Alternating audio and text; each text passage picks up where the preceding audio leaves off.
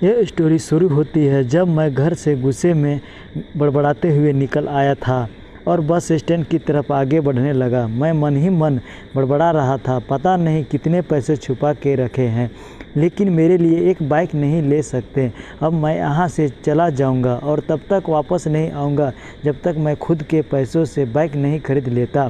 इतना सोच ही रहा था, तभी मेरे पैर में मुझे कुछ चुभने का एहसास हुआ। नीचे देखा तो समझ आया कि जल्दीबाजी में पापा के जूते पहन आया हूँ। उन जूते में कील उभरी हुई थी जो मेरे पैर में बार बार घाव किए जा रही थी, लेकिन उस समय गुस्सा अधिक था तो मैं बड़बड़ाते हुए आगे बढ़ गया।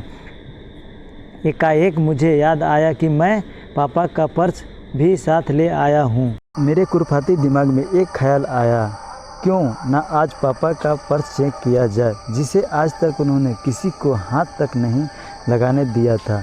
पता नहीं कौन सा खजाना छुपा है इस पर्स में जो किसी को हाथ नहीं लगाने देते थे।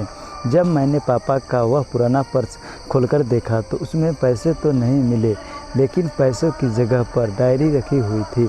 तब मैंने सोचा, ओह, तो यहाँ खजाना छुपा रखा है। मैंने समझ रहा था कि यहाँ पापा ने लिखा होगा कि किस से कितने पैसे लेने हैं और किसको कितने पैसे दिए हैं, लेकिन मैं गलत था। जब मैंने उस छोटी सी डायरी का पहला पेज खोलकर देखा तो वहाँ पर जो लिखा था वह थोड़ा सीरियस कर देने वाला था। डायरी में जो लिखा था उसे पढ़ने के बाद मेरे चेहरे पर एक्सप्रेशन थे वह गायब हो चुके थे, क्योंकि डायरी में वैसा कुछ नहीं था जैसा मैं सोच रहा था। वहाँ पर उन पैसों का हिसाब लिखा हुआ था जो अलग अलग कामों के लिए अलग अलग लोगों से उधार लिए गए थे। उस लिस्ट में कंप्यूटर के नाम पर भी पैसे लिए गए थे। कुछ यूँ लिखा था, 50,000 बेटे के कंप्यूटर के लिए।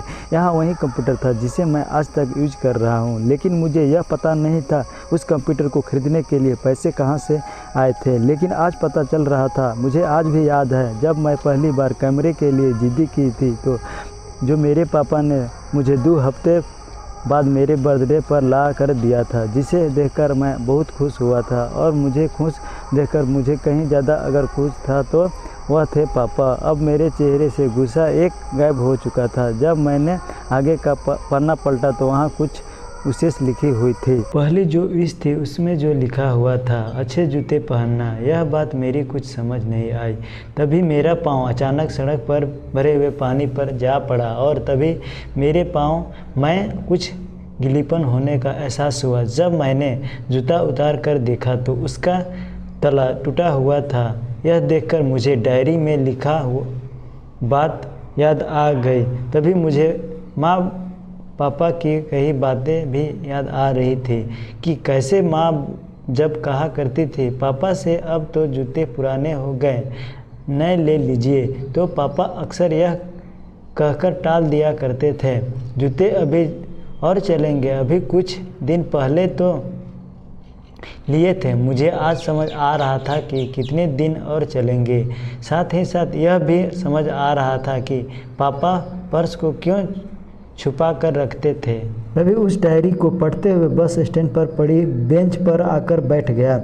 अब उस डायरी का आखिरी पन्ना बचा हुआ था। उस पन्ने को जब मैंने पलटकर देखा तो वहाँ कल की डेट लिखी हुई थी। तारीख के नीचे लिखा हुआ था 50,000 रुपये बाइक के लिए। बस इतना पढ़ा और दिमाग सन रह गया। अब मेरे मन में कोई शिकवा गिला नहीं बचा था, बस मेरी आंखों से आंसू चले जा रहे थे। मुझे आज तक नहीं पता तब मैं क्यों रो जा रहा था। अब मैं जल्दी से घर की तरफ भागा, लेकिन जूते की वह कील पाँव में अब तक घाव बनाने में कामयाब हो चुकी थी। मैंने जूतों को रास्ते में ही निकालकर फेंक दिया और भागते लड़खड़ाते हुए घर जा पहुंचा, लेकिन पापा घर पर नहीं थे। मैं समझ गया वह वहाँ थे। मैं सीधा पास वाली बाइक एजेंसी की तरफ भागा। पता नहीं आज कहाँ से इतनी ताकत आ गई थी कि मैं भागते हुए थक नहीं रहा था, और वह भी बिना जूते के नंगे पैर। जैसे तैसे बाइक एजेंसी पर पहुंचा। पापा वहीं थे।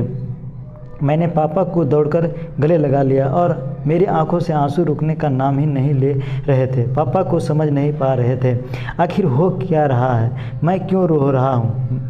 मैंने पापा से कहा, पापा मुझे मोटरसाइकिल नहीं चाहिए, अब अपने लिए जूते ले लीजिए। अब आज से मैं जो भी करूँगा अपनी मेहनत से अपने बलबूते पर पढ़ कर करूँगा। दोस्तों बस इतने ही थी ये कहानी।